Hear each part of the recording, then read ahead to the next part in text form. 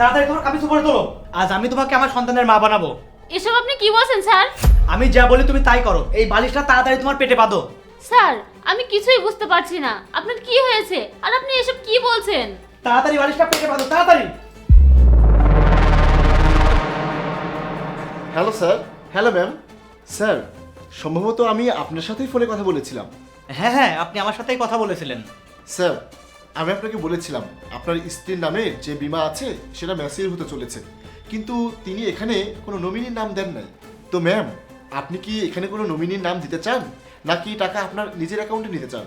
ও না না, সে নিশ্চয়ই নমিনির নাম দিতে চায়, আর আমি তার স্বামী, তাই সে নিশ্চয়ই আমার নামে নমিনি করবে, তাই না? হ্যাঁ স্যার।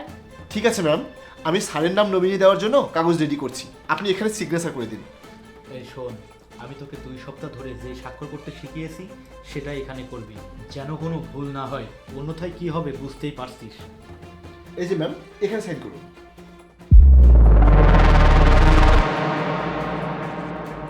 এই যে স্যার, করে দিয়েছি। ধন্যবাদ ম্যাম। যাই হোক, এই টাকা আমার অ্যাকাউন্টে কখন আসবে? স্যার, এটা প্রসেসিং হতে 4-5 দিন মতো সময় লাগবে। 4-5 দিনের মধ্যেই আপনার অ্যাকাউন্টে টাকা এসে যাবে। ঠিক আছে, ধন্যবাদ, আপনি এখন যেতে পারেন। ঠিক আছে।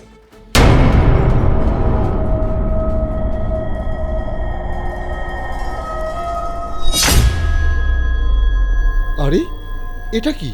হেল্প? আরে তার স্ত্রী সাইন করার জায়গায় হেল্প লিখেছে, তাহলে তিনি কোনো অসুবিধায় আছে। আমি পুলিশকে ফোন করি। হ্যালো, থানা? স্যার, এই সেই মেয়ে যে আমার কাছে সাহায্য চেয়েছিল। আরে, আপনি তো গর্ভবতী ছিলেন। আরে এসব কি হচ্ছে? আরে ভাই, আপনি আবার এখানে এসেছেন কেন? আর সঙ্গে করে পুলিশ কেন? পুলিশ নিয়ে এসেছি কারণ আপনার স্ত্রী আমার কাছে সাহায্য চেয়েছিল।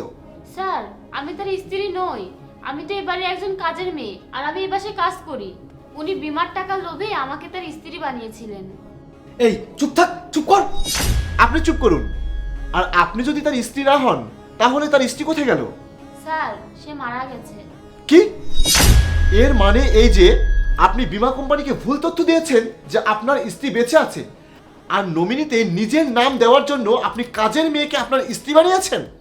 ঠিক আছে, আমি আপনার নামে জালিয়াতির মামলা করব। স্যার, ওনাকে গ্রেফতার করে নিয়ে চলুন। এসব করে তুই কি পেলি? স্যার আপনি খুবই অন্যায় কাজ করছিলেন। মেম সাহেব ওই ইন্স্যুরেন্সের টাকা তার বাবা মাকে দিতে চেয়েছিল, আর আপনি সেসব টাকা আপনার নিজের নামে করে নিতে চেয়েছিলেন। আরে এখন কি হবে? ওই টাকা যদি আমি না পাই তাহলে তার বাবা মাও পাবে না। কোনো সমস্যা নেই স্যার, আপনি জেলে যাচ্ছেন যান। আর আপনি যে আমাকে মেম সাহেবের নামে স্বাক্ষর করতে শিখেছিলেন, আমি সেই স্বাক্ষর করে আমি সমস্ত সম্পত্তি তার পিতামাতার কাছে হস্তান্তর করব। মেম সাহেব আমাকে একটা এফডির কথাও বলেছিলেন, আমি সেখানেও স্বাক্ষর করে সেই টাকাও তার বাবা মাকে দিয়ে দেব। স্যার যাওয়ার সময় আপনি একটা ভালো কাজ করে যাচ্ছেন, আমাকে মেম সাহেবের স্বাক্ষর শিখিয়ে দিয়েছেন। এই চলুন।